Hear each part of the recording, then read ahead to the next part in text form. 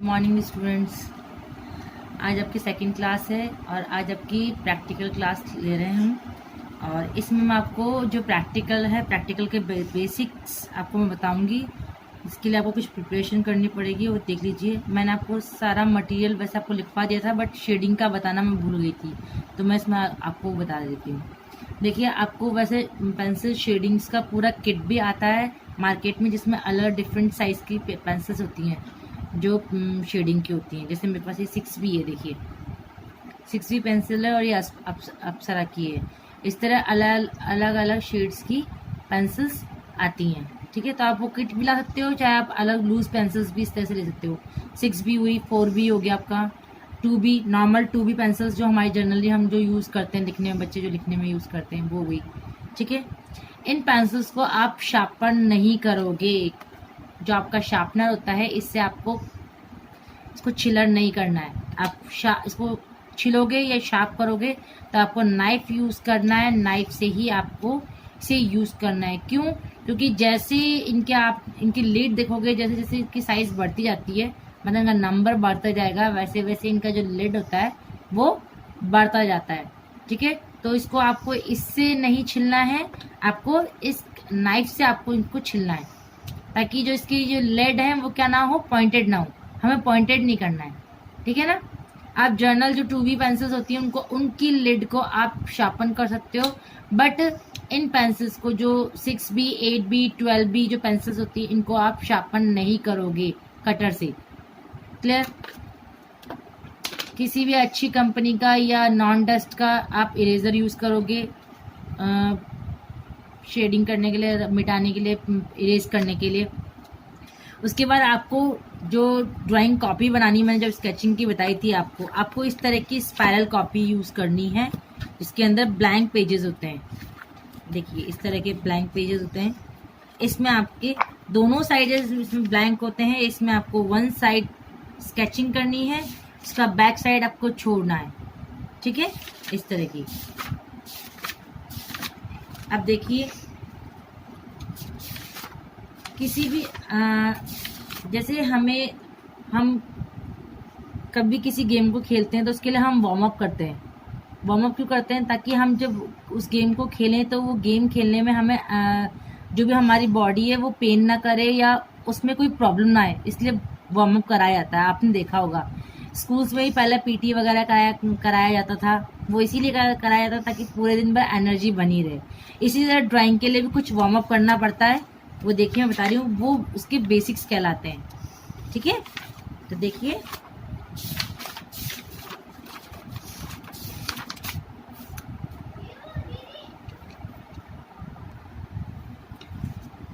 Drawing के warm up के लिए हमें लाइंस की प्रैक्टिस करना बहुत ज़रूरी है, क्योंकि जो हमारा हैंड होता है, हम किसी भी कंपोजिशन को या किसी भी ऑब्जेक्ट को जब ड्रॉ करते हैं तो उसके लिए क्या होता है, हमारा हाथ फ्लो में स्केचिंग करना चाहिए।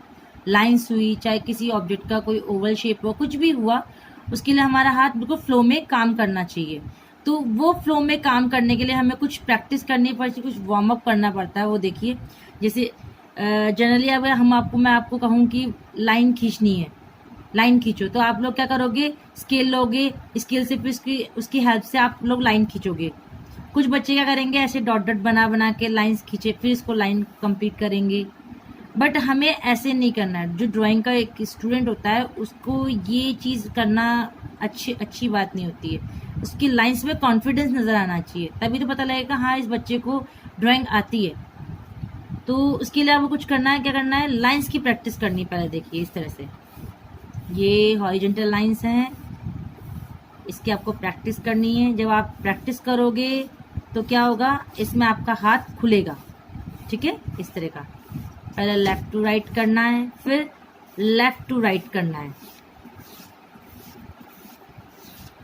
ऐसे आपको प्रैक्टिस करनी है। फिर आपको स्टैंडिंग लाइंस, ये इस तरह की लाइंस करते जाओ। चाहे आप अलग अलग लाइंस करो, चाहे आप ओवरलैप करो, लाइंस की प्रैक्टिस करनी है आपको। इस तरह से पहले ऊपर से नीचे, फिर नीचे से ऊपर,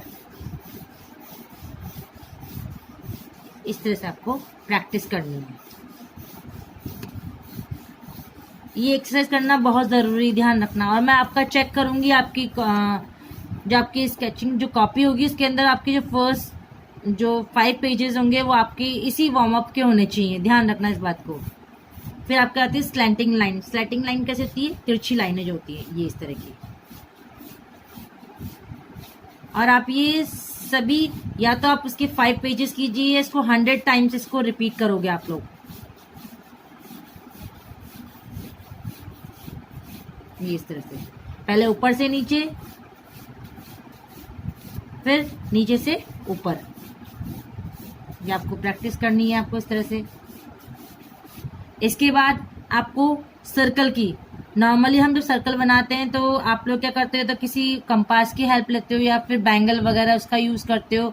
नहीं तो फिर आप क्या करते हो, कई बच्चे क्या करते हैं ऐसे प्लस बनाएंगे और फिर इसका ओवल शेप में इसको कन्वर्ट करेंगे, इस तरह से यूं करेंगे। या कई बच्चे ऐसे डॉट डॉट करके इसको ओवल बनाते हैं, इसको सर्कल बनाते हैं। बट हमें ऐसे नहीं करना है। हमें क्या करना है, नॉर्मली हमें एक सर्कल बनाया उसके ऊपर ओवरलैप करते रहो। ओवरलैप करते रहोगे तो क्या होगा, आपका धीरे धीरे आपका हाथ खुलता जाएगा और आप नॉर्मल एक टाइम ऐसा आएगा जब आप बिल्कुल राउंड शेप बनाओगे। ये देखिए इस तरह से आपको ये प्रैक्टिस करनी है। एक बार क्लॉकवाइज, एक बार एंटी क्लॉकवाइज,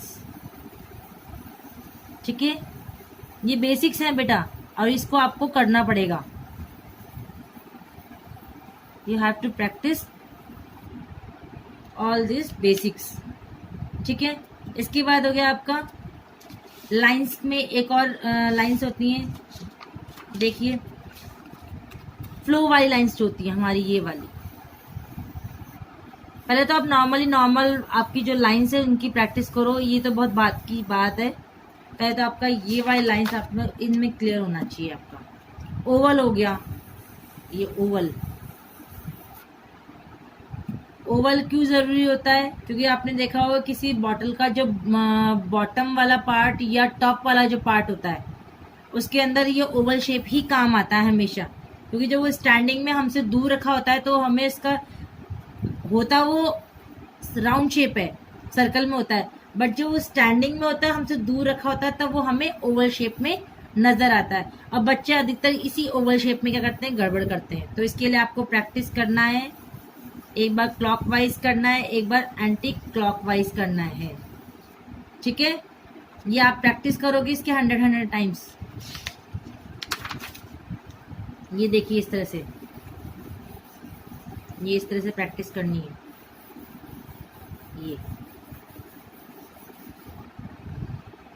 ये चीज करने के बाद में आप, जैसे मैंने आपको सर्कल बताया, इस सर्कल के अंदर एक आप ये धीरे धीरे ये इस तरह से कीजिए। जो होती है ना घुमावदार लाइंस होती हैं, इसको इसे कंप्लीट फिल कीजिए इसको। और कोशिश कीजिए इसमें बिल्कुल क्या हो, प्रॉपर गैप हो। अगर नहीं आ रहा है तो कोई दिक्कत नहीं है, आप धीरे धीरे करोगे तो इजीली हो जाएगा, ठीक है। एक बार क्लॉकवाइज, एक बार एंटी क्लॉकवाइज, ये इस तरह से कीजिए।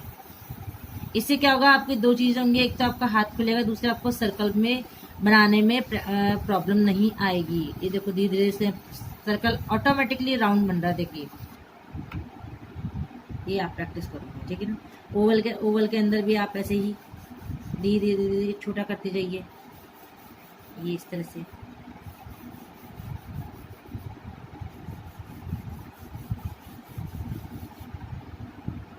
है ना, इस तरह की प्रैक्टिस करनी है आपको। ये आपके बेसिक है, आपको आना चाहिए इस चीज, आपको ये चीज करनी है। आज आपका यही होमवर्क है और यही मेरे को आपको बेसिक बताना था, क्योंकि बच्चों को नहीं पता होता है ड्राइंग का बेसिक क्या होता है। बच्चे बोलते हैं कि मैम हमने ड्राइंग कभी करी नहीं है। उन्हें जब भी उनके सामने जब भी ऑब्जेक्ट रख दिया जाता है तो उनको ये प्रॉब्लम आती है कि लाइंस कैसे खींचें, लाइन समझ में नहीं आती है। तो इसके लिए आपका हाथ खुलना पहले, सबसे पहले बहुत ज़रूरी है, ताकि आप बिना किसी हेल्प मतलब किसी रूलर की बिना या किसी, जब आप इन सब की प्रैक्टिस कर लोगे तो आपको इरेजर की कभी भी जरूरत नहीं पड़ेगी। ध्यान रखना, बहुत कम रेयर केस में ही आप इरेजर को यूज करोगे, अदरवाइज आपका सारा काम आपका पेंसिल से बिना इरेजर के हो जाएगा। अब देखिए जैसे कि हम किसी भी ऑब्जेक्ट को जैसे ड्रॉ करते हैं, जैसे नॉर्मली जैसे मैंने बताया, जैसे मान लो एप्पल ड्रॉ करना है, और स्टार्टिंग में आपको छोटे छोटे ऑब्जेक्ट, जैसे छोटे बच्चों को जब सिखाते करते हैं ना, आपने देखा होगा छोटी क्लासेस में एप्पल बनाना सिखाते हैं। अभी मैं आपको एप्पल रख दूँ सामने तो आप कैसे बनाओगे? उसके लिए आपके हाथ खुले हुए होने चाहिए। बच्चों के, छोटे बच्चों की क्लासेस में तो क्या होता है, उनकी ड्राइंग बुक के अंदर ऐसे डॉट डॉट डॉट डॉट बने हुए होते हैं इस तरह से, और फिर उसके अंदर बच्चे क्या करते हैं, ओवरलैप करके उसको कंप्लीट ड्रॉ कर देते हैं। बट हमें ये नहीं करना, हमें फटाफट उसको ड्रॉ करना, क्योंकि हम ड्राइंग के स्टूडेंट हैं। हमने फाइन आर्ट्स ले रखा है, तो फाइन आर्ट्स क्यों लिया है कि ताकि हम उसको ईजीली ड्रॉ कर सकें और फटाफट करें। तो उसके लिए नॉर्मली हम एक ड्राइंग के लिए ऑब्जर्वेशन होना भी बहुत ज़रूरी है। जितना आप किसी भी ऑब्जेक्ट को ऑब्जर्व करोगे, आपके दिमाग में उस ऑब्जेक्ट की लाइंस एकदम क्लियर हो जाएगी। जैसे आपने देखा होगा एप्पल कैसा रखा होता है, नॉर्मली जो एप्पल होता है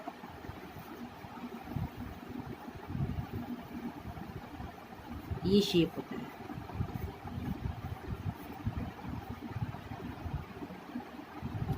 अब मुझे बिना इरेजर के मैंने फटाफट ड्रॉ कर दिया। पियर होता है, पियर के लिए नॉर्मल आपने देखा होगा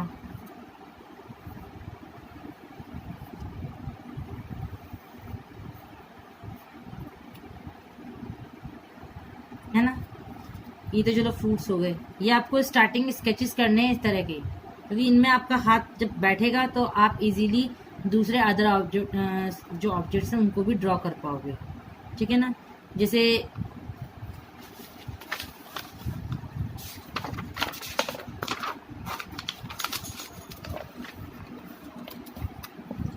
एक हो गया आपका जैसे कैटल हुआ, कैटल किसी भी तरह का। देखो मैं एक ड्रॉ करती हूँ, जैसे मैंने आपको बताया था शेप बताए थे मैंने ओवल के। ये देखिए ये ओवल बनाया, इस साइड के इसको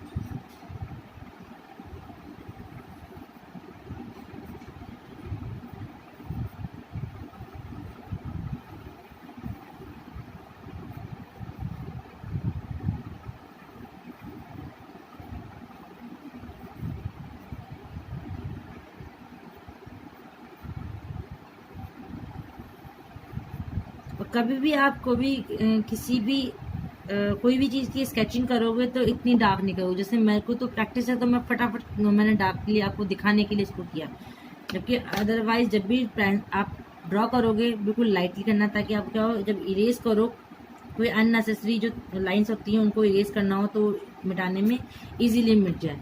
और ड्रॉ करते समय कभी भी पेंसिल को दबा के नहीं करना है। एक तो कई बच्चे क्या होते हैं बहुत तेज प्रेशर से उसको ड्रॉ करते हैं, स्पेशली शीट्स पे। ये तो आपके जैसे पेजेस हैं नॉर्मली इन पे इतना प्रेशर नहीं पड़ता है, बट कई बच्चे क्या करते हैं एक तो पेंसिल को पॉइंटेड कर लेंगे, दूसरा क्या करेंगे वो लोग इतना प्रेशर से उसको ड्रॉ करते हैं कि उसका जो इम्प्रेशन होता है वो बैक की 2-3 शीट्स तक भी उसमें उसका इम्प्रेशन जाता है। या जो शीट होती है जब उसका अदर बाई चांस अगर वो गलत ड्रॉ हो गया तो जब उसको रब करोगे ना तो रब करने के बावजूद भी उसका इम्प्रेशन वहीं पर रहता है, और जब कलरिंग करते हैं हम उसको तो कलरिंग में वो इम्प्रेशन क्लियर नजर आता है। तो जहां तक हो सके हमें स्केचिंग लाइट हैंड से करनी है। Clear students? तो ये आज आपके लिए बेसिक था, और ये आज क्लास में इतना ही। जो नेक्स्ट क्लास होगी उसके अंदर मैं आपको फिर ऑब्जेक्ट को ड्रॉ करना प्रैक्टिकल क्लास के अंदर वो बताऊंगी। ठीक है स्टूडेंट्स? ओके, घर में रहिए, सुरक्षित रहिए और पढ़ते रहिए, प्रैक्टिस कीजिए खूब।